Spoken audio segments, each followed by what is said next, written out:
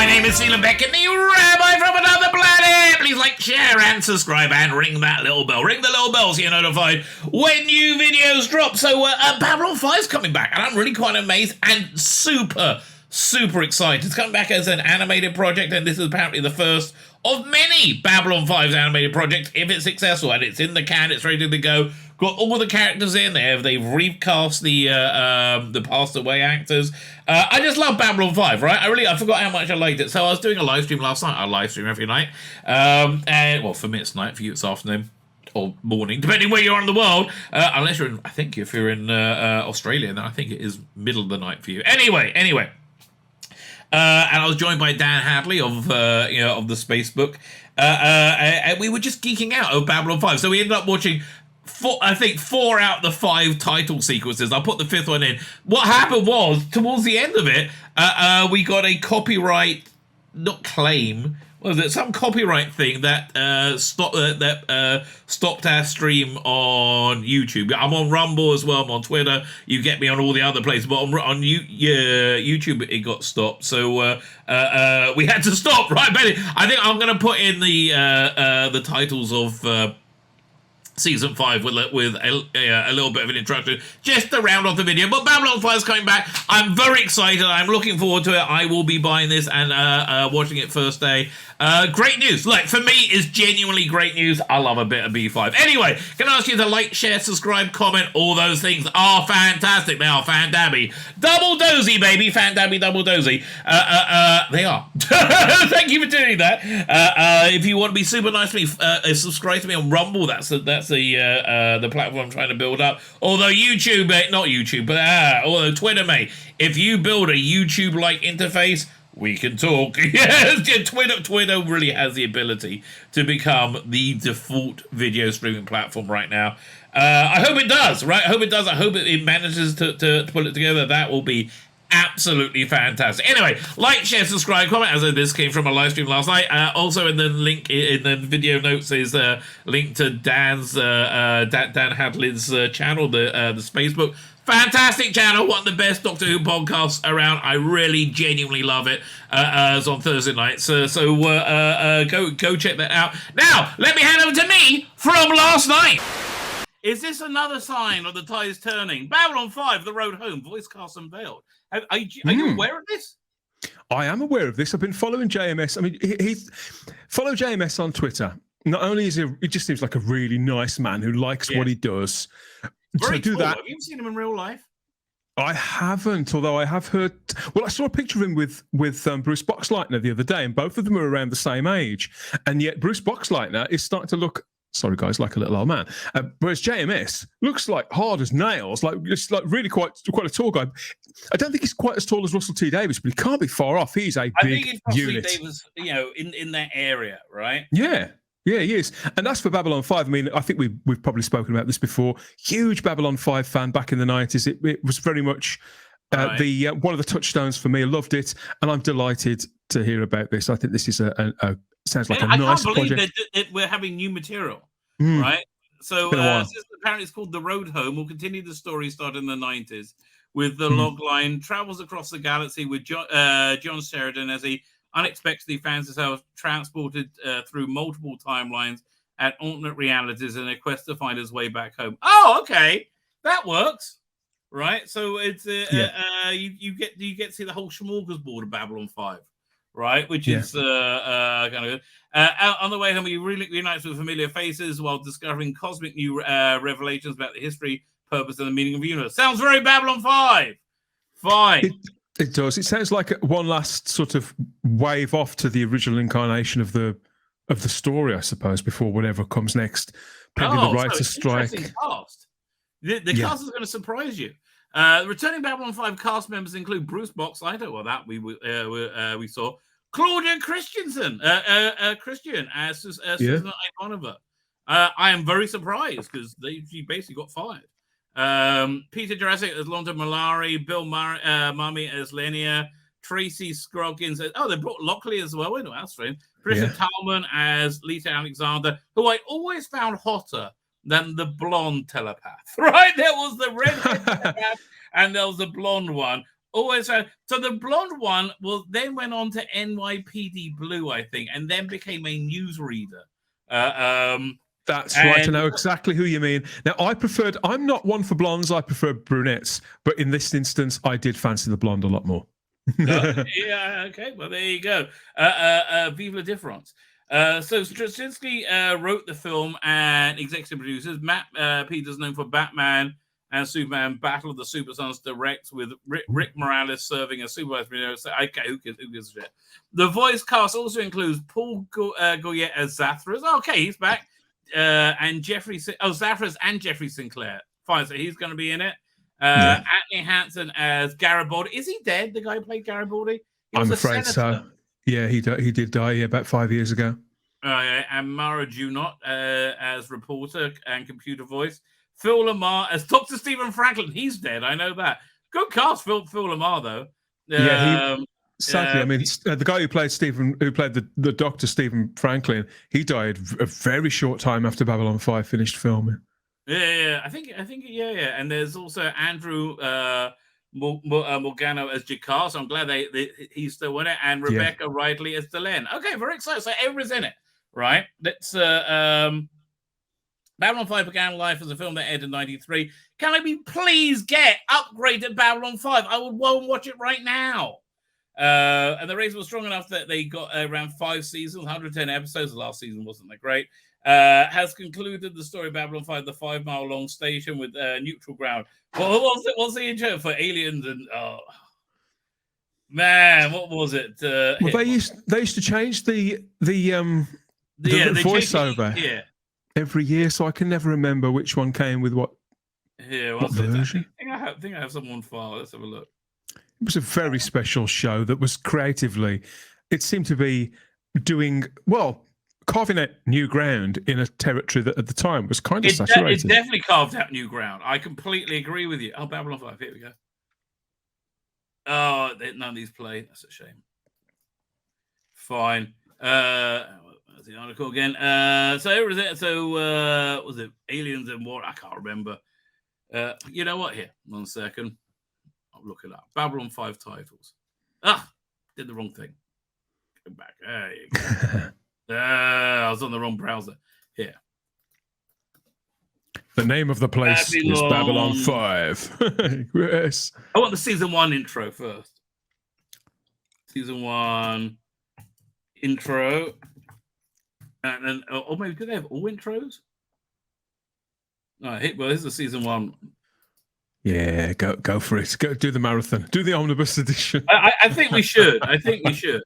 Yeah, I haven't seen them for years. I've got them all on DVD, and I lent them to my brother during lockdown. He watched them all. And, listen, a streaming service will do very well to brush this up. I think Amazon has got them, and they have remastered it. Apparently, Amazon are the absolute worst. Okay, Amazon just have no clue what they're doing about anything ever. I can't argue that. Although, are you watching Citadel? No, this is the third week that you've told me about it, and it's so good. I mean, you can binge it all in one go. I mean, it's going to be like a 4-hour long. The situation. There are so many things that I want to watch, and that is absolutely one of them. Like I say, Andy on my show, she's been telling me about it before it even dropped as well. Yeah, Silo. She loves Silo as well. Oh, I saw the first episode. The first 2 episodes. Yeah, first 2 or 3. But I keep about 5 shows going at a time, and I give myself the rule that finish one before you start another. I've got 1 episode of The Mandalorian left, and Citadel will move into its place. I enjoyed Mando tremendously. I've enjoyed it for the most part. I can see why people have soured on it a little, because it is lacking something that I can't quite put my finger on. They made Katie Sackhoff the main character. That's what it was. I think yes. Now you've mentioned that, she is driving a lot of the. Yeah, like he even like pleads, fealty to her. It's a bit odd. But they do. They have a good battle. You know, the one I just watched. In the one I just watched, they were on Mandalore, and sorry, spoilers for anybody who hasn't. Oh no, that penultimate episode is excellent. When they're on Mandalore and they find that that secret base. Fucking brilliant, yeah. No, I very much enjoyed all of it. I did. The thing the reason why I stand up for the Mandalorian generally, even in its current incarnation, which is undoubtedly a less an inferior version of its first season, is that because it's the kind of Star Wars that you could imagine if you've got a big tub of action figures, turning them out on the floor and reenacting the action scenes from it. This is what Star Wars should be. Whoa. Let's go lens flare. Let's go 90s. It was the dawn of the third age of mankind. So I like the guy's voice a lot, right? Yeah. I liked his... Looks 10 years after. Although I think he killed himself. He was mentally ill, this guy. That's why he was a very, very ill man the entire time he was on the show. It's a really tragic story. And he really pushed himself hard to come back.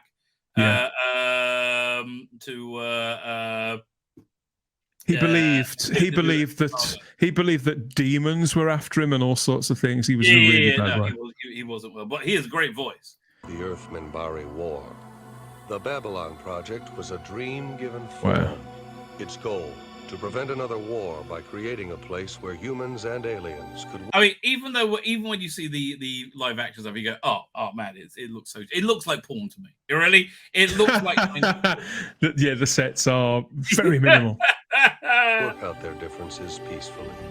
It's a port of call, home away from home for diplomats. Well, there was just these seriously good performances all the way through it. Peter Graphic and Andres, whatever his name is, as Londo and Chigar. Hustlers, entrepreneurs. Andreas Katsalas. Humans and aliens wrapped in 2,500,000 tons of spinning metal, all alone in the night. It can be a dangerous place, but it's our last best. And I love the Star Furies. Okay, Star Furies are awesome. Yeah, they are. They are very awesome. The best ships all over. Hope for peace. This is the story of the last of the Babylon stations. The year is 2258. The name of the place is Babylon 5. Now you can Great theme tune. Yeah. And again, if you weren't around in the 90s, this was really a part of the 90s that I was a lot. But I'm looking forward to the new stuff. Yeah. Okay, so let's have a look. Let's go to the next one. Andrea Thompson, that was her name. Yeah. When you look at it and you see how minimal, like you say, they are porn movie sets. You think, how did I get so pulled into this? And you're right, it was the performances and the writing and the world building. The world building was great. Also, though, Earth-Minbari War, that was fantastic. It would never have worked without what was on the page. But when you think about the production values, the sets weren't up to that much, but the makeup was always incredible, way better than what was going on in Deep Space Nine. There was love dripping from it completely, right? And I think that you really saw that. Second. Yeah, it was love, devotion on a scale that genre television hadn't really seen. I think it was devotion that we hadn't really seen in genre TV since Roddenberry and his original cohorts, Gene Kuhn, and all those original people were on the original show. The next time we saw it, you saw it also with Battlestar Galactica, but this also Rusty Davis Babylon 5, right? Not Babylon, Rusty Davis Doctor Who had that same passion running through it. Oh yeah, but what I'm saying is that because I think that the BBC always went all in with Russell's Doctor Who, and I think that Sci-Fi Channel, when they did that with Galactica, they knew they needed a tentpole show, and they stuck with it. I think they were conservative in their hopes for it. But this with Babylon 5, we had no idea as an audience, year by year, whether it was going to continue. It was all on blind faith. Where it was, right? And you'd think... Channel 4 was very good for it, though. They were. But you'd think that somewhere along the line, somebody would think, God, this is hard work. Is anybody watching? Are we ever going to get to tell our story? But they kept bringing it every single episode. Yeah, no, it really did. Again, I love the world building. I love the characters. The Babylon Project was our last best hope for peace. Right. So this is season 2 where it's changed. Yeah.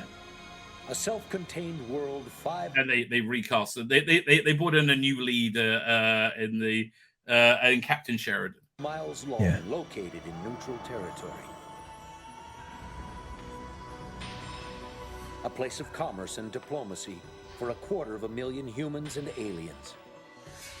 A shining beacon in space, all alone in the night. It was the dawn of the third age of mankind. Oh, and I love the shadows, okay? They were some of the greatest enemies. I love the shadow ships. Yeah, just awesome. Here the Great War came upon us all. Oh, I forgot how, yes, taking down a non-cruiser. This is the story of the last of the Babylon stations. The year is 2259. The name of the place is Babylon 5. So this year, I think this starts. Oh yeah, have a different one now.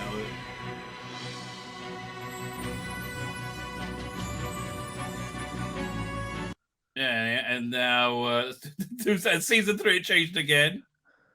So one thing I really loved about Babylon 5 was this incredible arc that what's name had Jakar, Andreas Kraut, who essentially became like this religious figure towards the end of the show.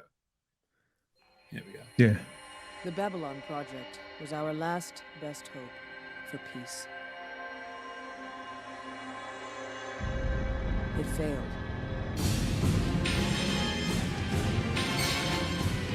Yeah, you see, like I like seeing this special effects getting more ambitious, and it really did.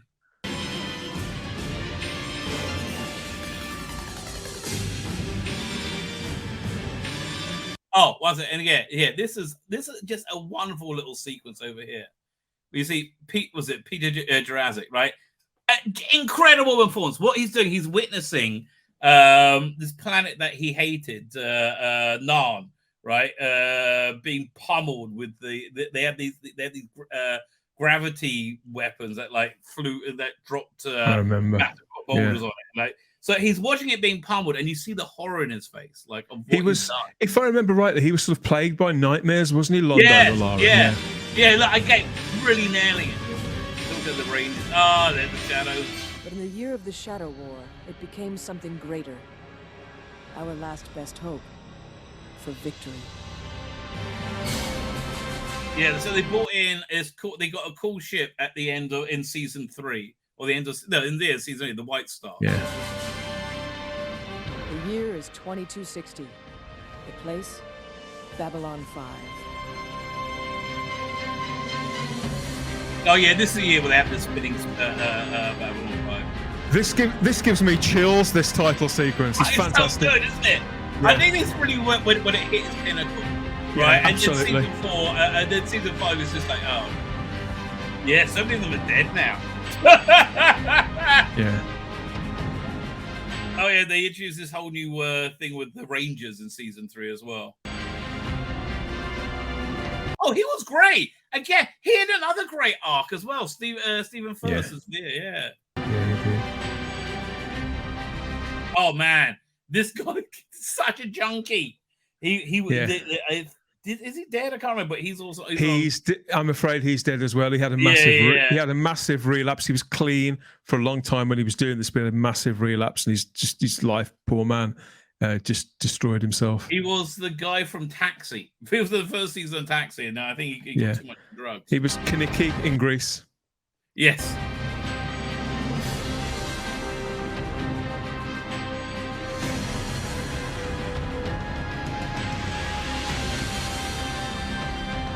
Yeah, this is just great. So what was that, season 3 or 4? This is season 3, right? 3, yeah. That is the pinnacle, I think. It was. Yeah, season 4. I'm enjoying this little segment. So am I. It was the year of fire, the year of destruction, The year we took back what was ours. Oh, so now they have everybody narrating it. The year of rebirth. the year of great sadness, the year of pain. And The year of joy. It was a new age. Oh, so that was the had a wonderful cliffhanger at the end of season 3. Right, end of season 3. Spoiler alert. He's in the planet of the shadows, right? The bad guys, right? And there's the first being ever. Okay, so there was this equally ancient race called the Vorlons, who was like his mentor, who was killed a few episodes earlier, right? So he was in the base of the aliens, right? The bad guys, and he programmed the ship to crash in and blow them all up, right? And sacrifice himself. And he's at the end of it, he's being backed away into like this chasm. And he does that, and he's like they're around it, and you hear the voice of the Vorlon say, "Jump now!" As this happened, it was awesome. It was incredible. It's one of the best season finales I have ever so seen. Good. Mass Drivers. Thank you, Colin Archer. It was the end of history. It was the year everything changed. The year is 2261. The place, Babylon 5.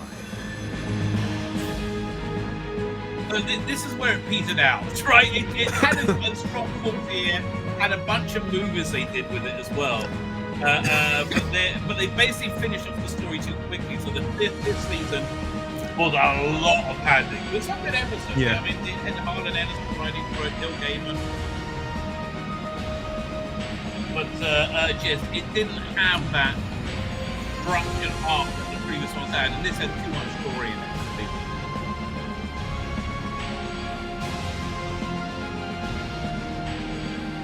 Yeah, Jill's a hotter telepath, okay, in my opinion.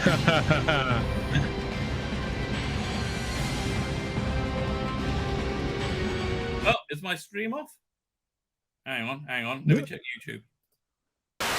So as you can see right there, the stream just got cut off. I don't know why. I mean, I got copyright claims or not copyright strikes. I don't think this was a problem what I was doing until we interjected. We added commentary to it. So I'm going to put in the 5th season, most of the 5th season titles right now. Look, 5th season was a bit of a damp squid. Sadly, we talked about this during the video. A bit of a damp squid. Net didn't really come together. There was talk about Big Finish finishing Babylon 5 at one point. I think Jason Haig-Ellery, who's in charge about Big Finish, they produce audio drama, said, it probably would have just come out like season 5. But, I still love Babylon 5. And I like the way they evolved the titles. I like their... this was kind of like a lap of honor season 5. And also during season 1, they did these incredible movies. Well, some of them just fantastic, really absolutely fantastic. They had this great thing. What was the one? River of Souls?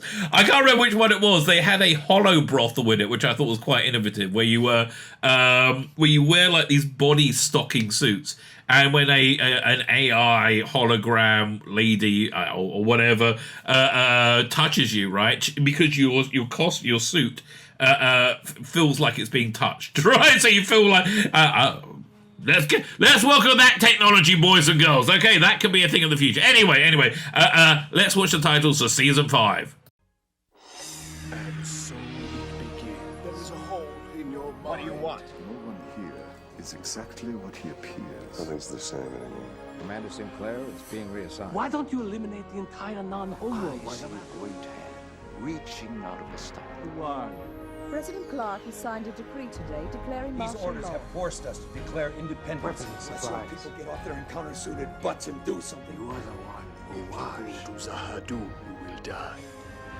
Why are you here? Do you have anything worth living for? Think of my beautiful city. Flames. Giants in the playground. Get the hell out of our galaxy! We are here to place President Clark under arrest.